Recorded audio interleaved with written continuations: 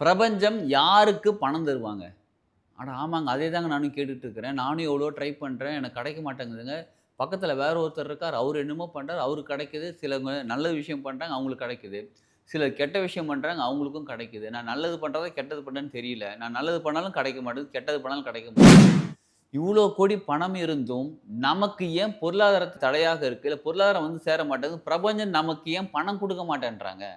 நம்ம வேலைக்கு போறோம், பிசினஸ் பண்றோம், என்னென்னமோ ட்ரை பண்ணி பார்க்குறோம். இருந்தாலும் நமக்கு ஏன் பிரபஞ்சம் பணம் தர மாட்டேன்றாங்க. நெறைய பேர் சொல்லக்கூடிய வார்த்தை, பணம் பிரச்சனையா இருக்கு, கடன் தொல்லையா இருக்கு. இந்த மாரி வார்த்தைகள் முடியாது, கஷ்டம். இப்போ ஃபோன் எடுத்தாலே hello okay, okay. No problem செஞ்சிடலாம், செஞ்சிடலாம். அப்ப ஏற்கனவே சொல்லியிருக்கேனே, பல தடவ சொல்லியிருக்கேனே, நோ ப்ராப்ளம் சொல்லியிருக்கேனே, இந்த மாரி எக்கச்சக்கமான விஷயம் சொல்லியிருக்கேனே, இப்ப என்ன பண்ணுன்னு கேட்டா, எல்லாமே கிளியர் பண்ண முடியும். பிரபஞ்சம் யாருக்கு பணம் தருவாங்க? அட ஆமாங்க. அதே தாங்க நானும் கேட்டுட்டு இருக்கிறேன். நானும் எவ்வளவோ ட்ரை பண்றேன். எனக்கு கிடைக்க மாட்டேங்குதுங்க. பக்கத்தில வேற ஒருத்தர் இருக்கார். அவரு என்னமோ பண்றாரு. அவருக்கு கிடைக்குது. சிலவங்க நல்ல விஷயம் பண்றாங்க. அவங்களுக்கு கிடைக்குது. சிலர் கெட்ட விஷயம் பண்றாங்க. அவங்களுக்கும் கிடைக்குது. நான் நல்லது பண்றதா, கெட்டது பண்றேன்னு தெரியல. நான் நல்லது பண்ணாலும் கிடைக்க மாட்டேங்குது. கெட்டது பண்ணாலும் கிடைக்க மாட்டேங்குது. இப்ப யாருக்கு தாங்க பிரபஞ்சம் பணம் குடுத்துட்டு இருக்காங்க? நல்லா யோசிச்சு பாருங்க. உங்க ஸ்ட்ரீட்ல ஒரு 15, 20 வீடு இருக்குன்னு வச்சுக்கோங்களேன். ஒருத்தர் வீட்லயும் ஒரு குறைஞ்சது ஒரு ரூ. 50,000 அமௌண்ட் இருக்குன்னு வச்சுக்கோங்களேன். அப்போ உங்க ஏரியால, உங்க ஸ்ட்ரீட்டுக்குள்ள எத்தன வீடு இருக்கு? இன்டூ 50,000 போட்டு பாருங்க. ஒரு அப்ராக்ஸிமேட்டா. அப்படியே உங்க ஏரியாக்குள்ள போட்டு பாருங்க. உங்க இருக்கக்கூடிய ஊருக்குள்ள போட்டு பாருங்க. இப்ப தமிழ்நாடு ஃபுல்லா இந்தியாக்குள்ள போட்டு பாருங்க. அப்ப எவ்வளோ கோடி பணம் இருக்குது? இவ்ளோ கோடி பணம் இருந்தும், நமக்கு ஏன் பொருளாதார தடையாக இருக்கு? இல்ல பொருளாதாரம் வந்து சேர மாட்டேங்குது. பிரபஞ்சம் நமக்கு ஏன் பணம் குடுக்க மாட்டேன்றாங்க? நம்ம வேலைக்கு போறோம், பிசினஸ் பண்றோம், என்னென்னமோ ட்ரை பண்ணி பார்க்குறோம். இருந்தாலும் நமக்கு ஏன் பிரபஞ்சம் பணம் தர மாட்டேன்றாங்க? இதாங்க ரொம்ப ரொம்ப முக்கியமான கேள்வியா இருக்கு நெறைய பேருக்கு. சரி ஓகே. இப்ப என்னதான் பண்ணணும்? என்ன பண்ணா பிரபஞ்சம் தருவாங்கன்னு கேட்கிறீங்களா? முதல்ல தெரிஞ்சுக்க வேண்டிய விஷயம் என்ன தெரியுங்களா? உங்களது மனநிலை. நெறைய பேர் சொல்லக்கூடிய வார்த்தை, பணம் பிரச்சனையா இருக்கு, கடன் தொல்லையா இருக்கு. இந்த மாரி வார்த்தைகள் முடியாது, கஷ்டம். இப்ப ஃபோன் எடுத்தாலே hello okay, okay. No problem செஞ்சிடலாம், செஞ்சிடலாம். இந்த மாரி சில வார்த்தைகள் இருக்கு பாருங்க. நம்ம தினமும் டே டூ டே லைஃப்ல யூஸ் பண்ணக்கூடிய வார்த்தைகள். இந்த வார்த்தைகள் நமக்கு தடையாக இருக்கிறது. இப்ப நீங்க இப்போ ஒரு ட்ரெஸ் ஒண்ணு போட்டிருக்கீங்க. இந்த ட்ரெஸ் எப்போ வாங்குனதுன்னு உங்களுக்கு சரியா ஞாபகம் இல்லாம இருக்கலாம். இல்ல போன வருஷம் வாங்குனது கூட தெரிஞ்சிருக்கலாம். சரி. இன்னைக்கு இந்த ட்ரெஸ் போடணுன்றதுக்காக அன்னைக்கு அந்த ட்ரெஸ் வாங்குனீங்களான்னு கேட்டா நிச்சயமா கிடையாது. சரிங்களா? என்னைக்கோ வாங்குன அந்த ட்ரெஸ் நம்ம இன்னைக்கு போட்டிருக்கோம். அதே மாரி தான் என்னைக்கோ செஞ்ச விஷயம், என்னைக்கோ சொன்ன வார்த்தைகள், என்னைக்கோ செய்த செயல்களுக்கான விளைவுகள், என்னைக்கு நமக்கு திருப்பி கிடைக்குதுன்னு தெரியாது. ஆனா இப்ப நடந்துகிட்டு இருக்கு. எப்படிங்க சொல்றீங்க? இது கன்ஃபார்மா சொல்லுங்க. புரியிற மாரி சொல்லுங்கன்னு என்னைக்கோ வாங்குன ட்ரெஸ் இன்னைக்கு போட்டுருக்கோமா? என்னைக்கோ சொன்ன ஒரு வார்த்தை, "வேண்டாம், அதெல்லாம் முடியாது, கஷ்டம்." இந்த மாரி என்னைக்கோ ஒரு வார்த்தை சொல்லியிருப்போமா? இன்னைக்கு நமக்கு என்ன ஆகும் அப்படின்னு கேட்டா, நமக்கு இன்னைக்கு பொருளாதாரம் தேவைப்படுகிறது. ஒரு ரூ. 5,00,000 ரூ. 50,000 ஏதோ ஒரு அமௌண்ட் தேவைப்படுது. எனக்கு வேணும்னு நம்ம நெனைக்கும்போது, ஒருத்தர்ட்ட கேட்கும்போது, இல்ல வேணும்னு நம்ம நெனைக்கும்போது, என்னைக்கோ சொன்ன வார்த்தை என்னவாகுதுன்னு கேட்டா, முன்னாடி வந்து நின்னுட்டு வேண்டாம், கஷ்டம்னு சொல்லிட்டாங்க. பண கஷ்டம்னு சொல்லிட்டாங்க. கடன் கஷ்டம், கடன் தொல்லைன்ட்டாங்க. கடன் வாங்குனா இவங்களுக்கு தொல்லையா இருக்கு. பணம் வந்து இவங்களுக்கு கஷ்டமா இருக்குது. வேண்டான்னு சொல்லிட்டாங்கன்னு சொல்லி, அந்த வார்த்தை, அந்த சக்தி நிலை முன்னாடி வந்து நின்னு, நமக்கு வர வேண்டிய விஷயத்த தடுக்குது. அப்ப ஏற்கனவே சொல்லியிருக்கேனே, பல தடவ சொல்லியிருக்கேனே, நோ ப்ராப்ளம் சொல்லியிருக்கேனே, இந்த மாரி எக்கச்சக்கமான விஷயம் சொல்லியிருக்கேனே, இப்ப என்ன பண்ணுதுன்னு கேட்டா, எல்லாமே கிளியர் பண்ண முடியும். சரிங்களா? அது வந்து ஆரா கிளென்சிங்ன்னு சொல்லுவாங்க. சரி. இனிமே நீங்க வார்த்தைகள் எப்படிப்பட்ட வார்த்தைகள் பயன்படுத்தணும் அப்படின்னு கேட்டா, முதல்ல மனநிலையில மாற்றம் ஏற்படணும். அது வார்த்தைகள் தான் மூலியமா நமக்கு தெரியும். இப்ப பணம் கஷ்டம் சொல்லாதீங்க இனிமே. பணம் தொல்லை, பண கஷ்டம் இந்த மாரி வார்த்தைகள் யூஸ் பண்ணாதீங்க. அப்படின்னா என்ன தெரியுங்களா அர்த்தம்? இப்ப ஒரு உதாரணத்துக்கு மொபைல் சரியில்ல. மொபைல் ரிப்பேரா இருக்கு. மொபைல் ப்ராப்ளமா இருக்கு. அப்படின்னா என்ன அர்த்தம்? மொபைல் சரியா ஒர்க் ஆகல. எனக்கு ப்ராப்ளம் தருது. எனக்கு இந்த மொபைல் வேண்டான்னு அர்த்தம். இல்ல சரி பண்ண வேண்டியது இருக்குன்னு அர்த்தம். சரிங்களா? இப்ப பணம் தொல்லை, பண கஷ்டம் அப்படின்னா, பணம் எனக்கு கஷ்டத்த குடுத்துக்கிட்டு இருக்கு. It means what? எனக்கு பணம் வேண்டாம்னு அர்த்தம். உண்மையா என்ன சொன்னீங்க? பணம் தேவைப்படுகிறது. பணம் எனக்கு வந்து கொண்டிருக்கிறதுன்னு சொல்லுங்க. எனக்கு தேவையான பொருளாதாரம் வந்து கொண்டிருக்கிறது. அது எங்கங்க கிடைக்குது? அப்புறம் எதுக்கு கேட்கிறீங்க? பண கஷ்டம்னு சொல்றீங்க? சொல்லாதீங்க. பணம் வேணும், கிடைக்கணுன்ற நம்பிக்கையில தானே பேசிட்டு இருக்கீங்க. ஒரு விஷயம் செய்றீங்க. அப்ப கிடைத்துக் கொண்டிருக்குதுன்னு நம்புங்க முதல்ல. அப்ப நம்ம சொல்லக்கூடிய வார்த்தைகள் ரொம்ப ரொம்ப முக்கியமானது.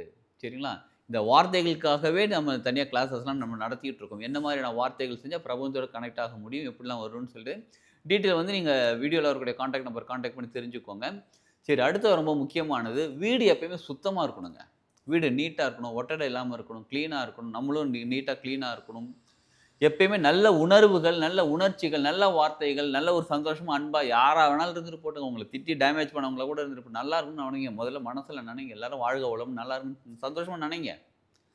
ஏன்னா, நீங்க என்ன வைப்ரேட் பண்ணிக்கிட்டு இருக்கீங்களோ, நீங்க என்ன விஷயங்கள் குடுத்துக்கிட்டு இருக்கீங்களோ, அந்த விஷயத்த நீங்க அட்ராக்ட் பண்ணிட்டு இருக்கீங்க. You are a magnet.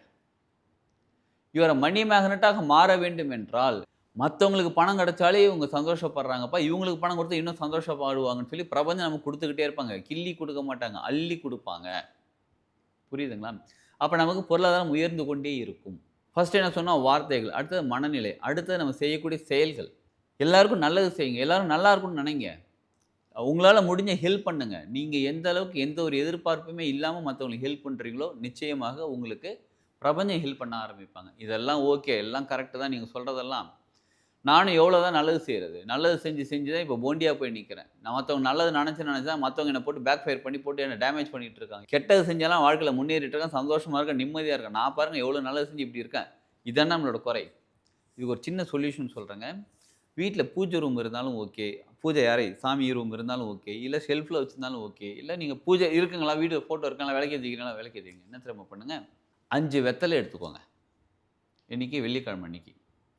முன்னாடியே வெத்தல வாங்கி கிளீன் பண்ணி வச்சுக்கோங்க. வாஷ் பண்ணி வச்சுக்கோங்க. ஏன்னா வியாழக்கிழமை அன்னைக்கு கிளீன் பண்ணி கரு வெத்தலையா இருந்தா நல்லது.